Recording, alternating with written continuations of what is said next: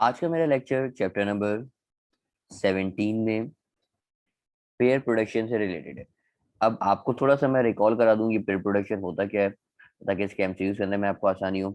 आप तमाम लोगों ने पढ़ा होगा पेयर प्रोडक्शन के अंदर होता क्या है कि आपके पास एक फोटोन मूव करता हुआ जा रहा होता है। अब अगर आप इस फोटोन को एक हैवी न्यूक्लियस की मदद से रोकने की कोशिश करते हो, तो ये जो फोटोन नजर आ रहा है बेटा, ये फोटोन आपके पास ब्रेक हो जाता है दो चीजों में।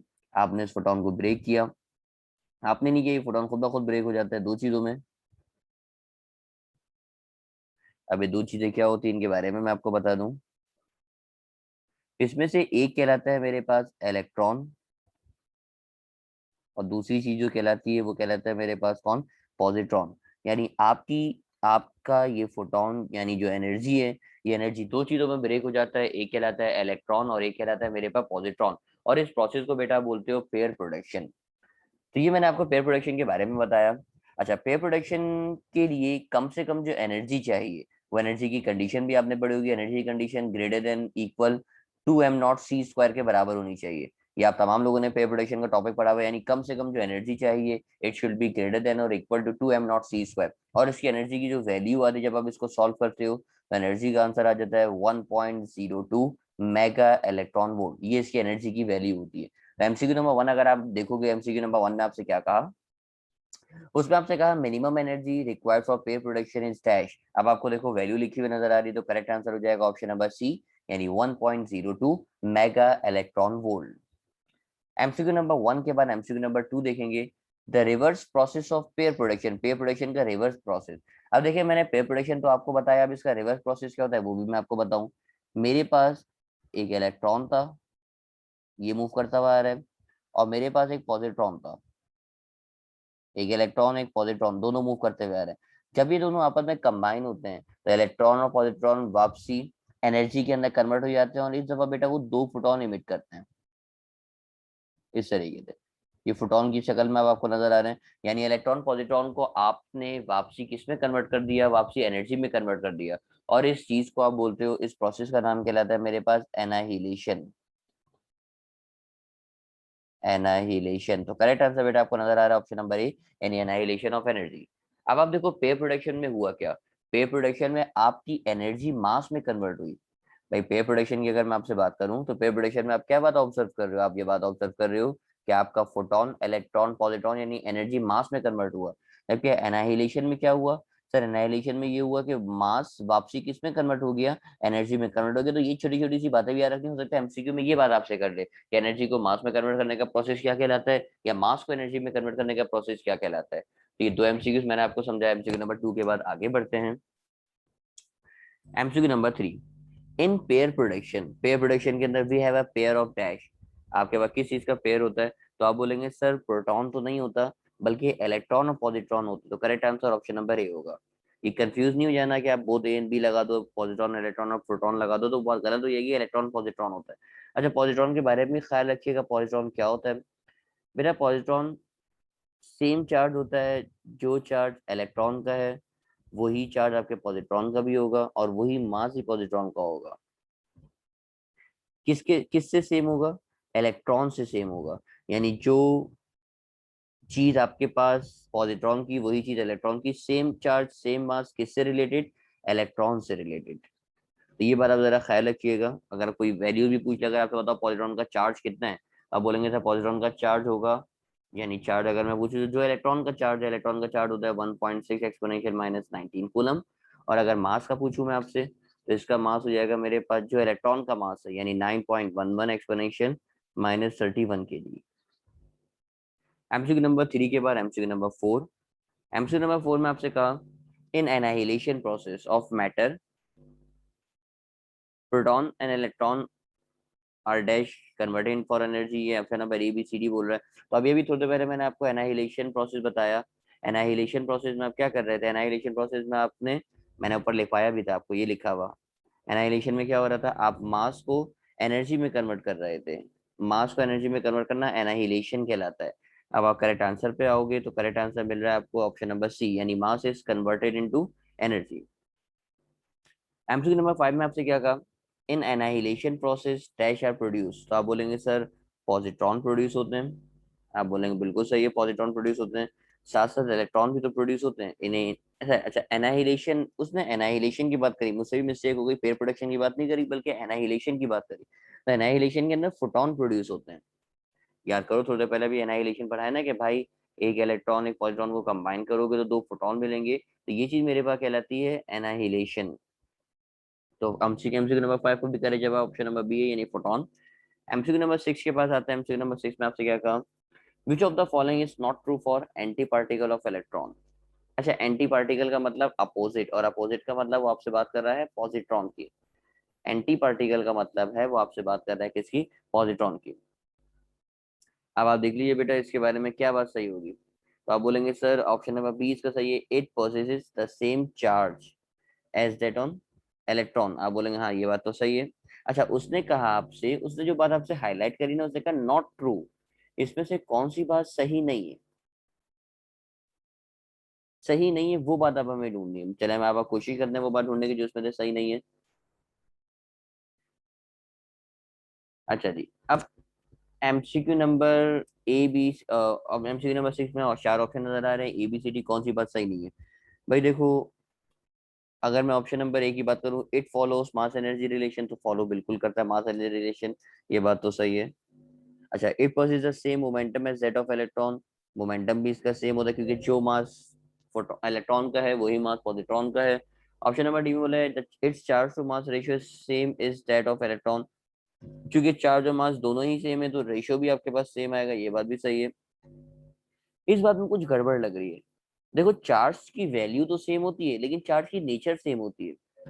कैसे नेचर सेम होगी, देखो पॉजिट्रॉन के पास जो चार्ज है ये चार्ज है पॉजिटिव, जबकि जो इलेक्ट्रॉन है बेटा, इस इलेक्ट्रॉन के पास जो चार्ज है वो चार्ज कैसा है, नेगेटिव। यानी पॉजिट्रॉन के पास चार्ज है पॉजिटिव, इलेक्ट्रॉन के पास चार्ज है नेगेटिव, नेचर डिफरेंट है। तो इस चीज में से यानी जो बात गलत लग रही है वो ऑप्शन नंबर बी गलत लग रहा है। यानी सेम चार्ज वैल्यू तो मैग्नीट्यूड तो सेम है लेकिन नेचर अलग अलग है, एक पॉजिटिव चार्ज है मेरे पास और एक नेगेटिव चार्ज है। तो correct answer option number MCQ number 6 का जो मुझे लग रहा है वो है ऑप्शन नंबर बी मेरे पास। एमसीक्यू नंबर 7, एमसीक्यू नंबर 7 में आपसे कहा था materialization of energy occurs in the process of. अच्छा materialization of energy, materialization of energy का मतलब क्या है। तो आप बोलेंगे सर मटेरियलाइजेशन ऑफ एनर्जी का मतलब है कि आप एनर्जी को किसमें कन्वर्ट कर दो, मास में। और एनर्जी को मास में कन्वर्ट करने का जो प्रोसेस है, ये मैंने चैप्टर के एमसीक्यूज के स्टार्ट में मैंने आपको बताया, मैं दिखा भी देता हूँ ऊपर से। एनर्जी को मास में कन्वर्ट करने का प्रोसेस ये रहा। एनर्जी को मास में कन्वर्ट करने का जो प्रोसेस है वो क्या कहला रहा है, पेयर प्रोडक्शन कहला रहा है। तो एमसीक्यू नंबर 7 का करेक्ट जवाब हो जाएगा ऑप्शन नंबर बी यानी pair production. MCQ number 8, the phenomena of disintegration of photon, disintegration मतलब ब्रेक हो जाना। याद है ना फोटोन ब्रेक हो जाता है, किसमें ब्रेक हो जाता है, on striking an nucleus into an electron and positron, यानी इलेक्ट्रॉन पॉजिट्रॉन पे ब्रेक हो जाता है। तो इस चीज को आप क्या बोल रहे हो, इस चीज को आप पेयर प्रोडक्शन बोल रहे हो। तो correct answer option number C हो जाएगा। एमसीक्यू नंबर 9, अब पॉजिट्रॉन इज डैश, तो आप बोलेंगे सर पॉजिट्रॉन जो है एंटी पार्टिकल है इलेक्ट्रॉन का। एंटी पार्टिकल का मतलब इलेक्ट्रॉन की तरह है लेकिन उसकी नेचर अलग है, यानी अगर एक पॉजिटिव है तो एक नेगेटिव हो जाएगा। तो एमसीक्यू नंबर 9 का करेक्ट जवाब हो गया मेरे पास option number B. MCQ number 9 के बाद पढ़ते हैं एमसीक्यू नंबर 10। एमसीक्यू नंबर 10 में आपसे कहा when an electron and positron are annihilated then a number of gamma ray photon produces dash। अभी थोड़ी पहले मैंने बताया था कि भाई मेरे पास अगर एक इलेक्ट्रॉन है और दूसरा अगर मेरे पास पॉजिट्रॉन है, इन दोनों को लाके अगर मैं कंबाइन करूंगा तो ये कितने फोटोन इमिट करेगा। तो आप बोलेंगे सर ये दो फोटोन इमिट करेगा, यानी नंबर ऑफ फोटॉन की जो तादाद है वो दो है। तो correct answer option number B हो जाएगा। अच्छा फोटोन में भी अब आपको एक और बात इसी एमसीक्यू से हाईलाइट होती हुई नजर आ रही है कि भाई वो जो फोटोन मिलेंगे वो फोटोन कौन से होंगे। तो आप इस बात पे फोकस करो, उस फोटोन के बारे में लिखा हुआ है, वो जो फोटोन है ये गामा रे फोटोन है, यानी गामा रेस, यानी उनकी जो वेवलेंथ होगी वो अराउंड गामा रेस के करीब होगी, यानी गामा रेस होंगी वो। तो इस बात से भी अब आइडिया हो गया, एमसीक्यू जब आप पढ़ रहे हो तो एक से रिलेटेड मतलब एक एमसीक्यू से रिलेटेड दूसरे एमसीक्यू का आइडिया हो जाता है आपको। एमसीक्यू नंबर 10 के बाद MCQ number 11, the experimental evidence of Einstein mass energy equation is dash. तो आप लोगों ने मास एनर्जी इक्वेशन पढ़ी है ना, मास एनर्जी रिलेशन है E is equal to m c square. ये रिलेशन ये कहता है, इस रिलेशन की अगर आप बात करो कि एनर्जी कन्वर्ट हो सकती है मास में और मास कन्वर्ट हो सकता है एनर्जी में। ये इक्वेशन दी गई थी बेटा 1905 में थ्योरी ऑफ रिलेटिविटी के साथ। आप आइंस्टाइन ने मास एनर्जी रिलेशन दिया था, E is equal to mc square 1905। जबकि इस थ्योरी को जो प्रूव किया गया, इस थ्योरी को प्रूव किया पेयर प्रोडक्शन और एनाहिलेशन ऑफ मैटर ने। और ये एक्सपेरिमेंट किया गया 1932 के अंदर, यानी 1932 के अंदर इस एक्सपेरिमेंट को प्रूव किया गया पेयर प्रोडक्शन की मदद से। तो जो इस एक्सपेरिमेंटल एविडेंस, मेरा एक्सपेरिमेंटल एविडेंस आइंस्टाइन मास एनर्जी रिलेशन का जो है वो पेयर प्रोडक्शन और एनाहिलेशन है, यानी correct answer option number C हो जाएगा। एमसीक्यू नंबर 11 के बाद एमसीक्यू नंबर 12। 12 में आपसे कहा the materialization of photon into an electron and positron is known as dash. यानी मटेरियलाइजेशन का ऑफ फोटोन का मतलब फोटोन को मटेरियल में कन्वर्ट करना, इलेक्ट्रॉन और posit into an electron positron, ये क्या कहलाता है? तो बार बार वही बात डिफरेंट डिफरेंट तरीकों से रिपीट हो रही है, तो ये भी क्या कहलाता है? पेयर प्रोडक्शन कहलाता है। M3 number 13, a positron has the same mass as that of dash। तो आप बोलेंगे सर जो मास इलेक्ट्रॉन का वही मास पॉजिट्रॉन का, तो correct answer option number A हो जाए, क्योंकि उसने पॉजिट्रॉन के मास की बात करी। बात में आपको लिखवा के आ चुका कि जो मास इलेक्ट्रॉन का है वही पॉजिट्रॉन का है। एमसीक्यू नंबर 13 के बाद MCQ number 14, the particle whose mass is closest to that of electron. फिर वही बात, सर जो मास इलेक्ट्रॉन का वही मास पॉजिट्रॉन का, correct answer option number A हो जाएगा, क्योंकि इस बार उसने किसकी बात करी है? मास की बात करी। इससे पिछले एमसीक्यूज में चार्ज की बात करी थी। MCQ number 15, the phenomena of pair production take place when the energy of the incident photon is greater than और इक्वल। एमसीक्यू के स्टार्ट में ही मैंने आपको रीजन बताया था कि जो एनर्जी है बेटा या तो बराबर हो या ज्यादा होनी चाहिए, बराबर या ज्यादा होनी चाहिए किस वैल्यू के? तो आप बोलेंगे सर वो वैल्यू होनी चाहिए 1.02 मेगा इलेक्ट्रॉन वोल्ट, यानी करेक्ट आंसर हो जाएगा मेरे पास कौन सा? Option number D.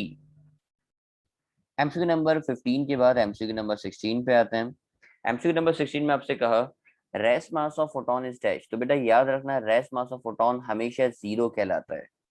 मतलब फोटोन का अगर आप मास कैलकुलेट करोगे तो मास उसका रेस मास नहीं होता, यानी वो जीरो कहलाएगा। फोटोन टर्म एक्ट करेगा एज एन एनर्जी, यानी फोटोन को अगर आप ट्रीट करोगे एज एन एनर्जी तो उसका रेस मास जीरो कहलाएगा। तो correct answer option number C है। एमसीक्यू नंबर 16 के बाद लास्ट टू एमसीक्यू मौजूद है 17 और 18। एमसीक्यू नंबर 17 के बारे में देखते हैं। Which of the following travel at the speed of light. बेटा स्पीड ऑफ लाइट के बराबर कौन ट्रेवल करता है? तो बेटा वो जो ट्रेवल करता है वो फोटोन है, क्योंकि फोटोन इटसेल्फ आपके पास लाइट ही कहलाती है और वो स्पीड ऑफ लाइट से ही ट्रेवल करेगा। तो correct answer option number D हो जाएगा। जबकि एमसीक्यू नंबर 18 में आपसे क्या कह रहा है? एमसीक्यू नंबर 18 में कह रहा है m naught is the rest mass, m naught rest mass है इलेक्ट्रॉन का। Pair production take place only if the minimum energy of incident photon is equal to. याद है ना मैंने आपको बताया था एनर्जी या तो बराबर हो या ज्यादा होनी चाहिए 2m0c² से। अब ये रिलेशन आपको याद है, आपको इसकी वैल्यू भी याद है। अब आप मुझे फैसला कर लो ऐसा ऑप्शन कहाँ पे नजर आ रहा है, यानी 2 > 2m0c²। तो आप बोलेंगे सर ऐसा ऑप्शन नजर आ रहा है ऑप्शन नंबर डी, यानी 2m0c² के बराबर है। तो correct answer option number D हो जाएगा। तो ये कुछ एमसीक्यूज से पेयर प्रोडक्शन से रिलेटेड जो मैंने आप लोगों से शेयर किए। उम्मीद करते हैं पेयर प्रोडक्शन के एमसीक्यूज क्लियर होंगे। नेक्स्ट टाइम इंशाल्लाह इसके आगे की टॉपिक की बात करेंगे। तमाम लोग अपना ख्याल रखिएगा। अल्लाह हाफिज।